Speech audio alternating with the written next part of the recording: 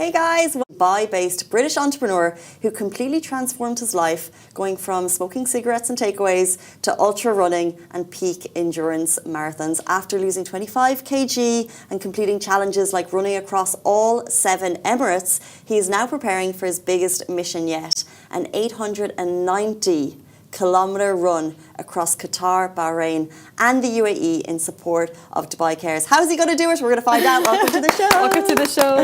Thank you. So it's funny, we had a bit of a tie-up in the stories that we were just talking about. We were talking about kids smoking, and then we jumped into an 8th grader in Abu Dhabi who can run 100 metres in 12 seconds. So this is like a combination of those two stories. Yeah. When they all come together, we bring you. Yeah. How fast could you run 100 metres, Evren? Oh, not very fast at all. Yeah, I'm not very fast, but I can just keep going for a long time. How long can you keep going?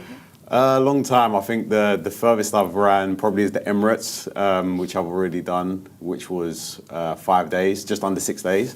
Wow. And ran on a treadmill for 4.5 days. So yeah, long time. Yeah, okay, fair enough. Yeah. That's okay then. And you're about to run 890 kilometers across Bahrain, Yeah. Qatar and UAE. So how did this idea begin? Yeah, it was interesting because when you guys were reading it, I was like, I sort of forgot about it because there was so much like training and like paperwork and stuff and getting ready. But then when you was reading, I was like, oh, yeah, I've actually got to do that now. But yeah, it was, the idea come around. I just wanted to always push myself and always kind of like go do these challenges. And so, yeah, it's the ideas come around of actually doing it again. Because last time I did it, the UAE, it was like, I didn't have optimal conditions. It was through the storm that we had in 2024. So that kind of hit us on the last 2 days. Not optimal would be like a... Not optimal at all, yeah. So, a humble way of saying it, yeah. Held us back a lot, so we thought, okay, let's do it again. And then we're throwing Qatar and Bahrain into the mix as well. So yeah, it's gonna be interesting. Why Qatar and Bahrain?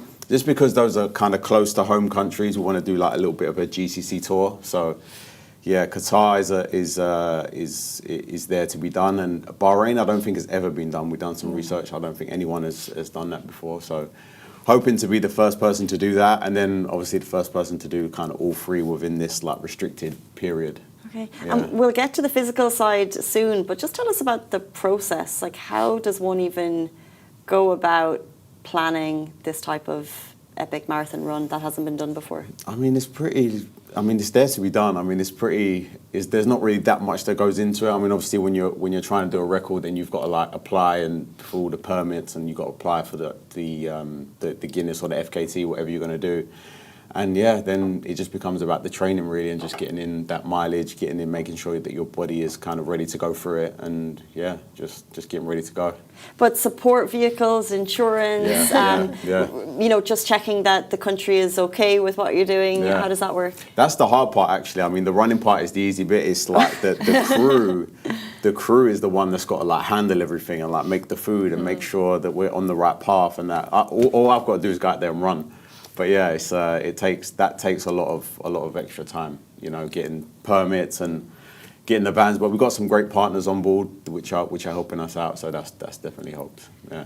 So for someone that doesn't run at all like myself, okay, how would you explain the 890 kilometers ultra challenge? Like how does it really feel? How does it feel going out there and doing it? Well, it's similar to what I said. Like when you say it like that, and you say, oh, it's 890 kilometers, and it's like it's this country and that country, then it sort of feels a bit daunting. So all I'm thinking about like right now is the first one's going to be in Qatar next week on Thursday, and all I'm thinking about is being there and then doing that first 10K and then seeing how I feel. Yeah. So it's all about like breaking it down, because if you think about how far there is to go, similar to anything in life, then it's like similar. Like we touched a little bit on my background about, you know, smoking cigarettes and stuff. When you think, oh my God, I'm never ever going to smoke for the rest of my life, that's really daunting, and that's why a lot of people I think fail. But when you think, okay, I just don't have to smoke today, or I just don't have to smoke this afternoon, then you can sort of get through that, and then it's a little bit more kind of breaking it down into these little bite-sized chunks. I find definitely helps. Okay, I really hope in that first 10K you don't hear me shouting 890 kilometers in your ear. But how long, what's your timeline expectation, and what kind of rest do you get?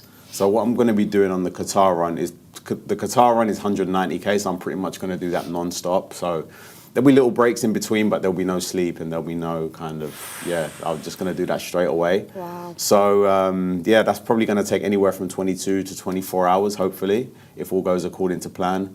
And then we're getting straight on a plane to go to Bahrain, and then I'm going to knock that one out, hopefully, in about 6 or 7 hours, because that's only, I think it's 60k. Yeah.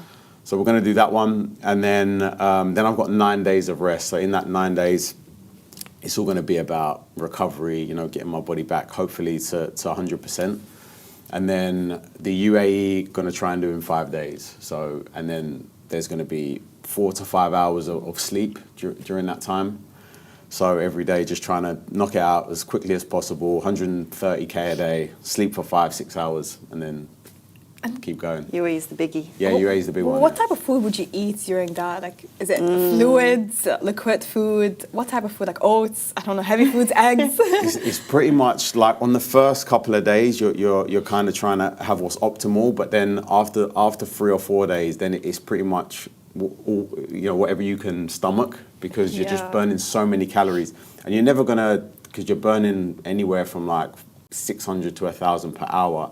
You're never gonna be able to eat that much, so it's all about trying to replenish as much as you can. Yeah. So I've got my own nutrition company, and we use a carbohydrate drink that has electrolytes as well. So I'll be taking liquid calories, but then I partnered up with a company called Ejabi as well, and they're going to be providing me with, food and just anything I can stomach, really. So yeah. Wow. You've come in here and you're just kind of really casual about the whole thing. But then when you mention the distances and the team that I know was there, it's a flat mountain, right? You've got this huge challenge ahead of you. And personally, what's your why that gets you through every single kilometer? Well, for me, it's about staying on track and being a role model for my kids. That's the main thing, and for my family, because I lived a very different lifestyle before where I wasn't a very good role model. So that's kind of like the base of what I do. And these challenges are kind of like, they're a means to an end. I don't really care about the actual records or the challenges. But when I set these goals, then it's like the training that goes into that, and it's the staying accountable. That's the main thing that I take away. And I've become more resilient, then I can be better in my businesses. I can show up better for my kids and my family.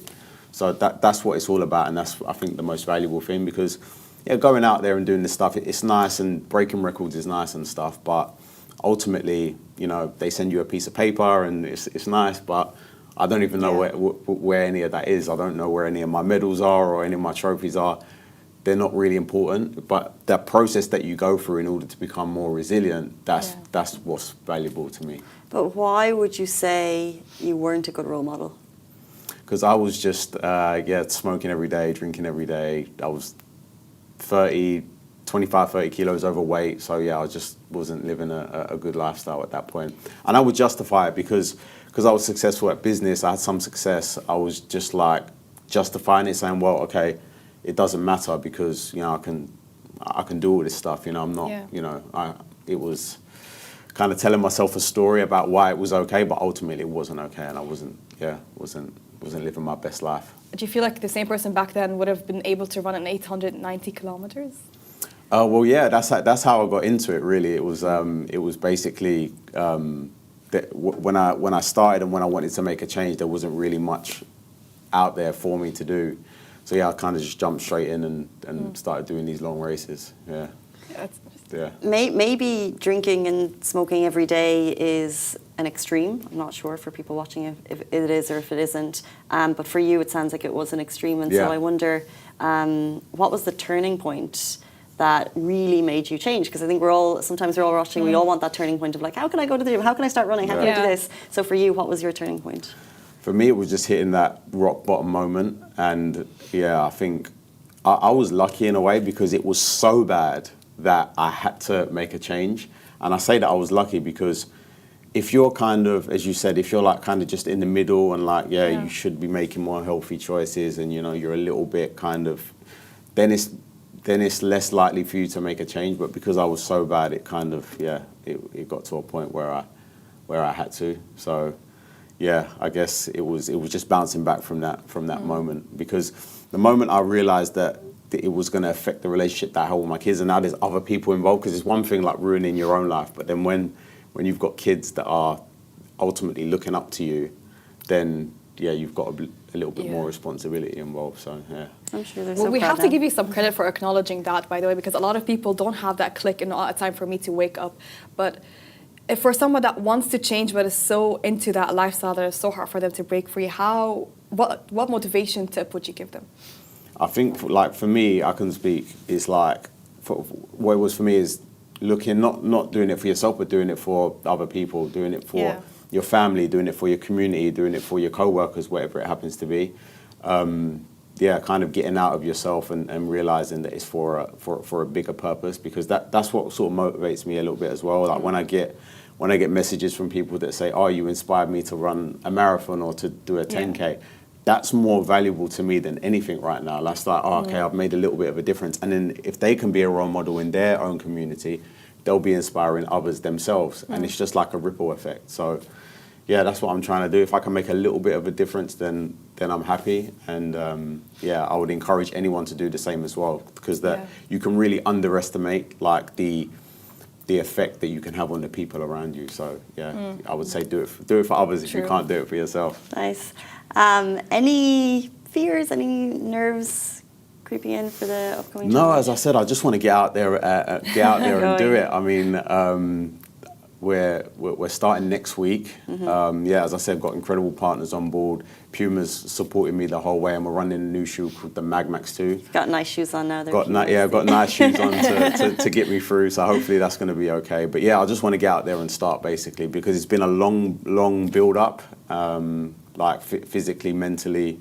So yeah, I just want to get out there and start right now. It's time. Yeah, it's time. It's time. I'm excited. And so, to finish off, you'll start in Qatar, on to Bahrain, and then to the UAE for the last leg. Yeah. For anyone watching, is there an opportunity for people to support any kind of road standing? People can, wave flags. Yeah, there is actually. So Puma's going to have a nitro van. So that's going to be at the start. We start in Fujairah. So last time when I did it, we started at the KSA border and we finished in Fujairah. This time we're doing it in reverse. So I'll be the first person to do it twice. So yeah, we're going to start in Fujairah. Nitro van's going to be there. People can come to the start. And then also that's going to be passing through Kite Beach. So I think anyone who runs in Dubai, they know where Kite Beach is because it's packed right there.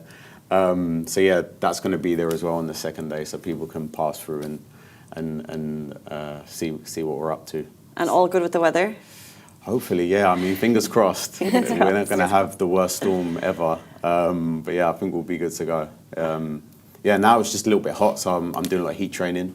So yeah, loads of hours in the sauna. So yeah, looking forward to it. Looking forward to getting out there. Should be good. Well, wishing you the very best of luck. 890 kilometres, 3 countries. No mean feat. Evren Ozka, thank you so much for joining us. Thank you. Cheers. Thanks, Masa. Thank you. Guys, that is the end of the show. It's Friday. Have a beautiful weekend. If you're going to Untold, have the best time. We'll see you back here on Monday morning, or not. If you're Usher and you're going to call in sick. Bye-bye.